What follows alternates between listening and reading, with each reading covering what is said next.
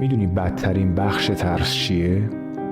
یعنی خب 100% جدا از اون لحظه‌ای که ترس میاد سراغت و تا یه حد خیلی زیادی احساس ضعف میکنی، بدترین بخش ترس اون فکریه که توی ادامه زندگی باهات میمونه. 1 ماه بعد، 6 ماه بعد، 1 سال بعد که دوباره اون لحظه رو مرور میکنی.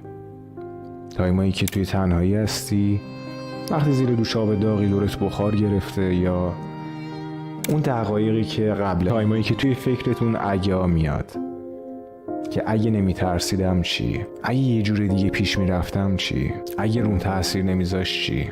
و حقیقتش واقعا اینه، این اگه ها میتونن دردناکترین بخش این تجربه باشن. تجربه وحشتناکیه و اصلا دلیل این که میخوام این صحبت رو باهات داشته باشم دقیقا همین موضوعه.